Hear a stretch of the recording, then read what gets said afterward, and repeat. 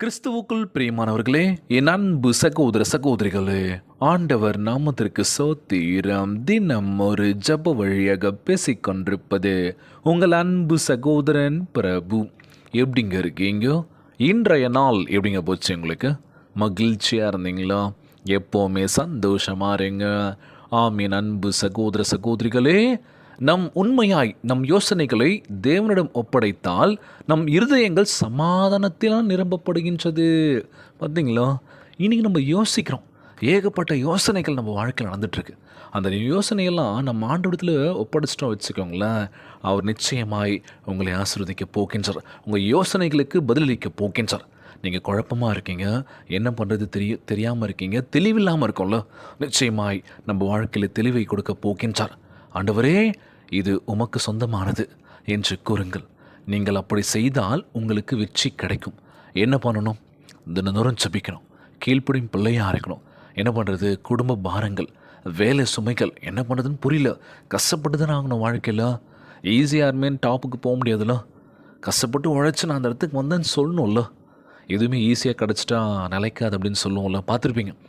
அவன் என்ன பண்ணிகிட்ருக்காங்க? இப்போது கொள்ளடிக்கிறாங்க, திருடுறாங்க, ஒரு சில விஷயங்கள்லாம் பண்ணுறாங்க. என்ன பண்ணுறாங்க? கடைசியில் மாட்டிக்கிறாங்கல்ல. அதெல்லாம் வாழ்க்கை. நீ கடினமாக உழைச்சி சம்பாரித்து மேலே வா, அதுதான் உன்னுடைய உழைப்பு அப்படின்னு சொல்லுவோம்ல. இன்றைய நாள் உங்கள் எண்ணங்களை, உங்கள் நேரத்தை, உங்கள் செயல்களை தம் தெய்வீக யோசனைக்கு இசையாக்குவார். கவலைப்படாதீங்க. நிச்சயமாய் நம் ஆண்டவராகிய இயேசு கிறிஸ்து நம்மளை ஒருபோதும் கைவிட மாட்டாருங்க. இன்றைய நாளில் ஆண்டவராகிய இயேசு கிறிஸ்து நம் வேதாகமத்தை எடுத்து வாசிக்கின்ற பொழுது ஒவ்வொரு வார்த்தையும் நமக்கே கொடுத்த மாதிரி இருக்கும்ல. நீங்கள் நினச்சி பார்த்துருக்கீங்களா? கண்களை மூடி வேதாகமத்தை திறந்து பாருங்களா. நீங்கள் என்ன நினச்சி நீங்கள் அதை திறந்தீங்களோ அதே வார்த்தை உள்ளே இருக்கும். யாராச்சும் பார்த்துருக்கீங்களா? அந்த மாதிரி நிறைய டைம் நான் பார்த்துருக்கேன். இன்றைக்கி வெளியே போகணும், இல்லை இந்த விஷயம் பண்ண போகிறேன் அப்படின்னு சொல்லி கண்ணை மூடி திறக்கும்போது அந்த ஒரு வசனம் நமக்கே கொடுத்த மாதிரி இருக்கும். கலங்காத, தைரியமாக போ, என் சமூகம் உனக்கு முன்பாக செல்லும் அப்படின்னு சொல்கிற மாதிரி இந்த வார்த்தை நமக்கு தைரியத்தை கொடுக்கும்ல. நிச்சயமாக நம்ம ஆண்டவராகிய இயேசு கிறிஸ்து நம்மோடு கூட இருக்கின்றார்.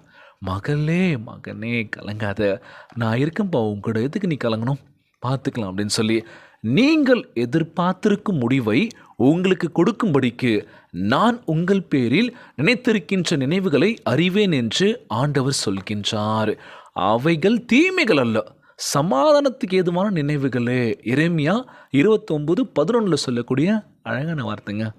இன்றைக்கு நாள் நம்ம எந்த ஒரு விஷயத்துக்காக நம்ம ஓடுறோமோ அது நிச்சயமாக நடக்கும். நீங்கள் கவலைப்படாதீங்க. உங்களை எதிர்க்கிறவங்க நிறைய பேர் இருக்கலாம், கெடுதல் நினைக்கிறவங்க நிறைய பேர் இருக்கலாம். இவெல்லாம் ஜெயிக்கக்கூடாது, இவெல்லாம் கீழே தான் விழணும் அப்படின்னு சொல்லி யோசிக்கலாம். யாரை பற்றியும் கவலைப்படாதீங்க. ஏசப்பா இருக்காருங்க, அவர்கிட்ட ஒப்படைச்சிருங்க, பார்த்துக்கலாம். எந்த விஷயம் நடந்தாலும் சரி, ஆண்டவரே நீங்கள் பார்த்துக்கோங்க அப்படின்னு சொல்லி. இன்றைக்கி நம்ம செய்கிற விஷயம் வெற்றி அடையுமா? நம்ம நல்லா படிச்சிருக்கோம், தேர்வு எழுதும் போது பாஸ் பண்ணுவோமா? எனக்கே இந்த பாராட்டு கிடைக்க மாட்டேது. சில பல குழப்பங்கள். நம்ம எவ்வளோ அழகாக ப்ரெசன்டேஷன் கொடுக்குறோம், ஆமாவா இல்லையா? இன்றைக்கி வேலை செய்கிற இடத்துல நம்ம எவ்வளோ எஃபெக்ட் போட்டு அழகாக ஒரு ப்ரெசன்டேஷனை கொடுக்கும்போது அதுக்கு ஒரு பாராட்டு கிடைக்கலையே. நல்லா படிக்கிறேன்னு சொல்ல மாட்டுறாங்களே ஸ்கூலில் டீச்சர்ஸ்லாம். போ அவள் தான் போ, உனக்கு எதுவுமே வரான்னு சொல்ல பண்ணுறாங்க, ஒரு மாதிரி பார்க்குறாங்களா. அதே மாதிரி நான் வாழ்க்கையில் ஜெயிக்கணும்னு நினைக்கிறேன். ஏதோ ஒரு விஷயம் பண்ணுறான், யாருமே தட்டி கொடுக்கறதுக்கு இல்லையே. எனக்கு ஒரு மாதிரி இருக்குல்ல, யோசிக்கிறோம்ல, கலங்குறோம்ல. கவலைப்படாதீங்க, நீங்கள் நிச்சயமாக வாழ்க்கையில் ஜெயிப்பீங்க. பேசுங்க, ஏசப்பா கிட்ட பேசுங்க, மன விட்டு பேசுங்க, பார்த்துக்கலாம். அவர் ஒரு போதும்ல கைவிட மாட்டாருங்க. உங்கள் குடும்பம் ஆசீர்வாதமாக இருக்கும். கலங்காதீங்க, சோர்ந்து போகாதீங்க, எதையும் யோசிக்காதீங்க. ஆண்டவரிடத்தில் நீங்கள் ஒப்பு கொடுத்துட்டாலே போதும், அவர் பார்த்துப்பார். தைரியமாக இருங்க. இன்றைய நாள் ஜெபம். உலகில் வாழ்கின்ற எல்லாருக்கும் நம்ம ஜெபிக்க போகிறோம். ஜெபத்திற்குள்ளாக பயணிப்போமா? எங்களை மிகவும் அதிகமாய் நேசிக்கின்ற அன்புள்ள ஆண்டவராகிய இயேசுவே, இன்றைய நாள் வாக்குறுதி வசனத்திற்காக நன்றி ராஜா. அன்புள்ள ஆண்டவரே, எங்களுடைய எல்லா யோசனைகளையும் தொடங்குகின்றவராக இருக்கின்றபடியினால் உம்மை சோத்தரிக்கின்றனப்பா. எல்லா வேலைகளையும், எல்லா எண்ணத்தையும், எல்லா கவலைகளையும், எல்லாத்தையும் உம்மிடையே ஒப்படைக்கின்ற ஆண்டவரே, எங்கள் வாழ்க்கை நிலைமையை மாற்றுவீராக. எங்களுக்கு நல்ல ஒரு விஷயத்தை கற்பிப்பீராக. எங்கள் அடிகளை பொறுப்பெடுத்து கொள்ள வேண்டும் என்று ஜெபிக்கிறேன்ப்பா. உம்முடைய பரிபூர்ண சித்தத்தின்படி எங்களை நடத்துவீராக. எங்கள் இருதயத்திலிருந்து எல்லா பயத்தையும் கலக்கத்தையும் சந்தேகத்தையும் அகற்றி போட வேண்டும் என்று கேட்கிறோம்ப்பா. நாங்கள் செய்கின்ற எல்லாமும் உம் நாமத்திற்கு மகிமையை கொண்டு வரட்டும் தகப்பனே. எங்கள் வேலைகள் எல்லாம் கனி கொடுக்கும்படி எங்கள் கையின் பிரயாசத்தை ஆசீர்வதித்தர வேண்டும் என்று கேட்கிறோம்ப்பா.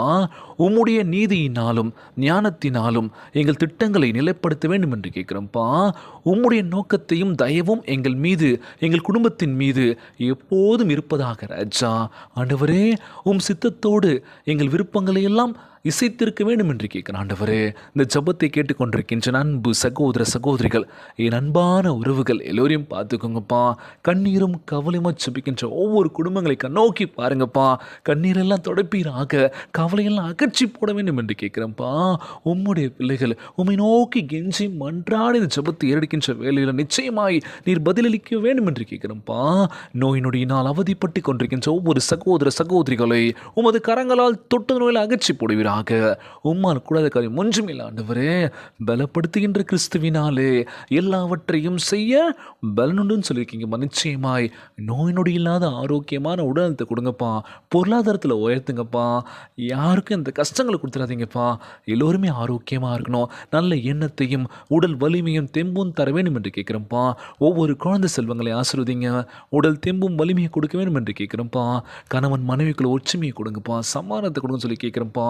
ஒவ்வொரு பிள்ளைகளும் பெற்றோருக்கு கீழ்ப்படியும் பிள்ளைகளாக இருக்க வேண்டும் என்று கேட்கிறோம்ப்பா. எல்லோரையும் பார்த்துக்கோங்கப்பா. இன்றைய நாள் ஜெபம் இயேசுவின் விலையேற பெற்ற நாமத்தினாலே ஜெபிக்கின்றேன் நல்ல பிதாவே, ஆமேன், ஆமேன். இயேசுவுக்கே புகழ், இயேசுவுக்கே நன்றி. மரியே வாழ்க. God bless you all.